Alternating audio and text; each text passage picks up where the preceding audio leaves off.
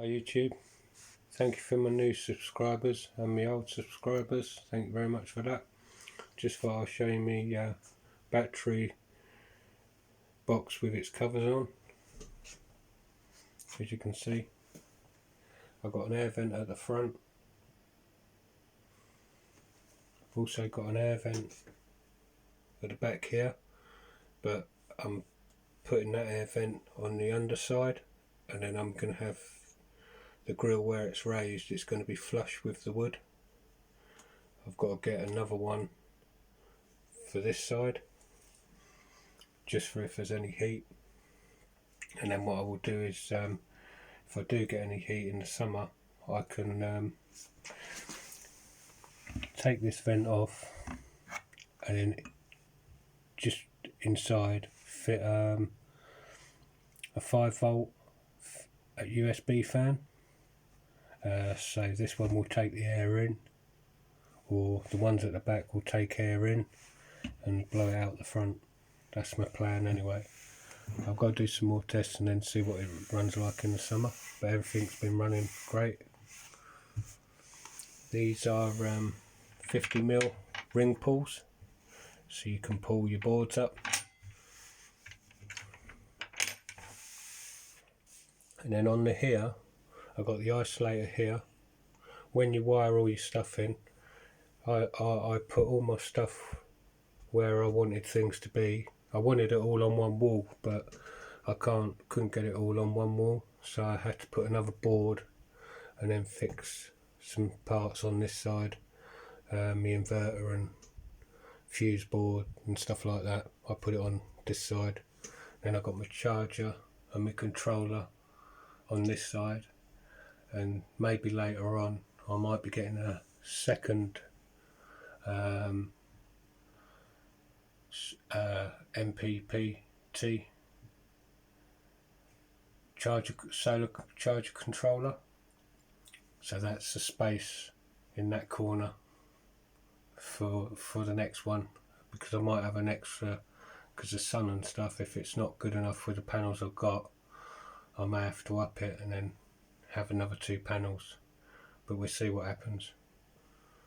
But on here I've got this resistor. This is a 25 watt 30 ohm, and if you turn this on, have the circuit breaker broken, I can show you here.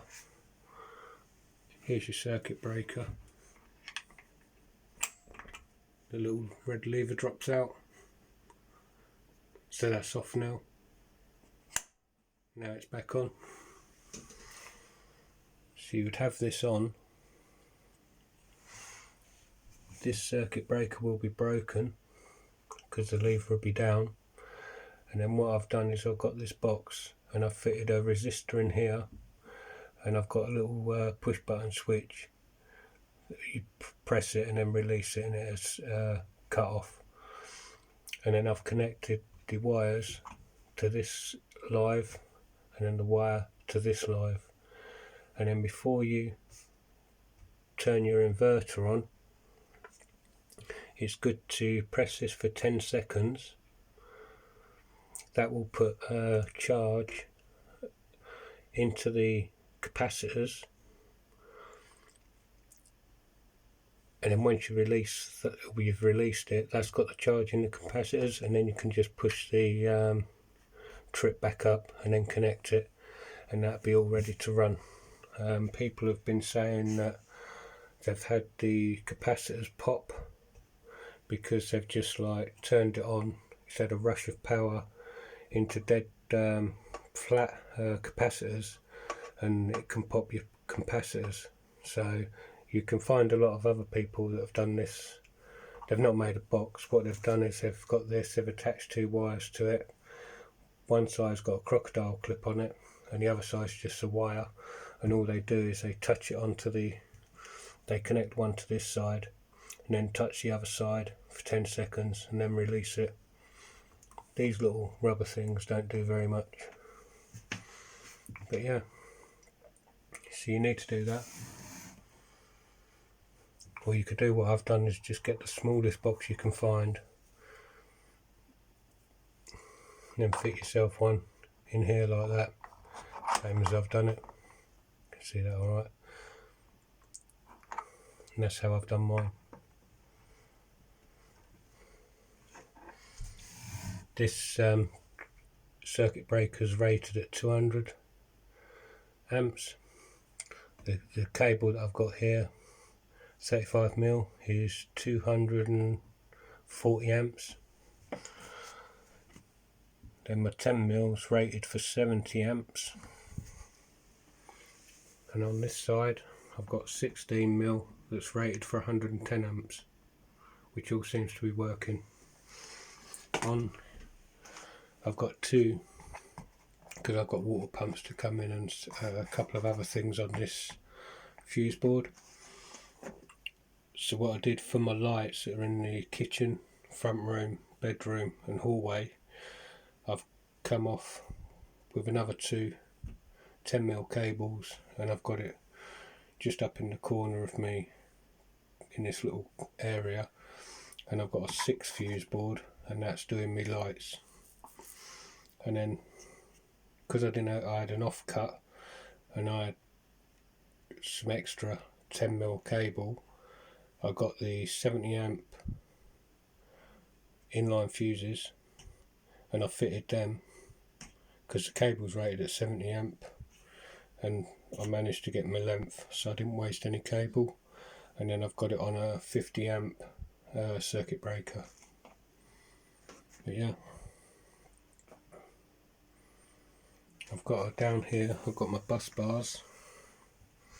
As you can see, I've got the 4 connected. I've got another 2 here which I've got to fit. One's going to go on here, and then the black negatives go next to it, and then I'll run the cables over, positive to the positive one and then the negative to the negative side, because in next month my fridge freezer comes, so I'll be getting ready to get that installed. So yeah, all coming together.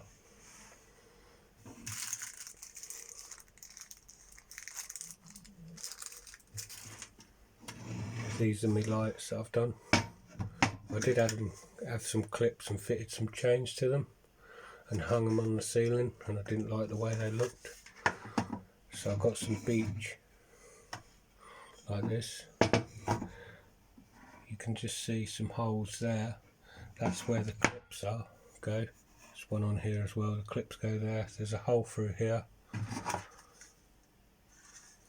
this is sit on here, cable goes out the back, and then on the back side I've got the 2 holes, and these are for the eyelets to hang the chain off of to the ceiling. And on the lights, this is the 72 LEDs. These switches tend to break, so what I've done, I leave them on, and then I've fitted some switches like this.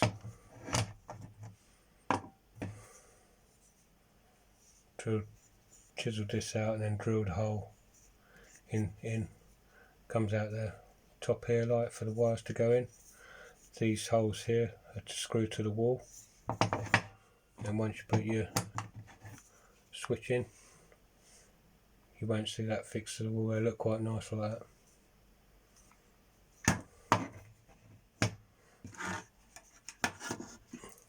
On the battery, if you've seen the first video I've done on this battery bank, you'll see on either side, on this side and on this side, I've got all my breather pipes, and they go into a T-piece into that clear pipe, and then the pipe goes up out the loft and outside.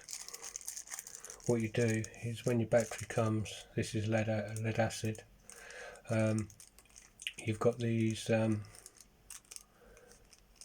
little plugs that go in the breather holes for transportation. You leave, obviously you only take one side out to put your battery vents in, so all in the centre here all these red plugs are still in the battery, so the inside side is sealed, and then the breather pipes, so it all goes out.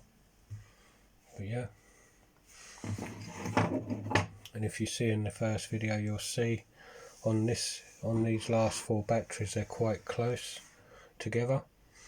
I got this perspex, it was double the width, and then when I was connecting them up, you want to tape up the spanners, the ones you're going to be using.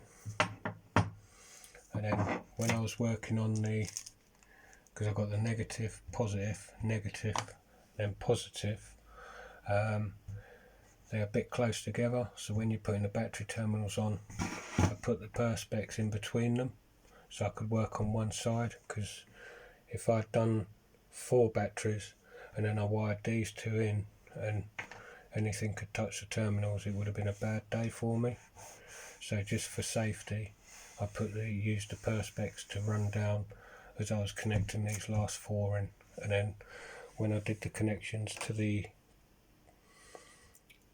isolator switches, I did the same for that as well.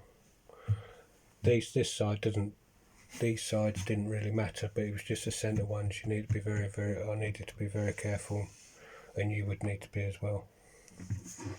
But yeah, it's coming along.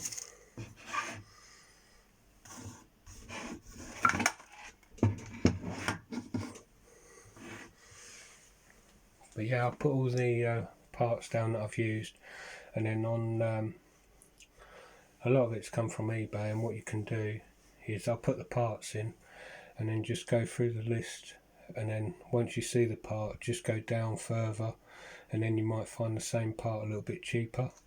That would save you a bit of money, so I would do that. But yeah, obviously I had to get this from Renogy, and I use this company, very good company, very helpful for me. And then Portable Power Technology, they were very helpful as well. But yeah, okay then, thank you for watching.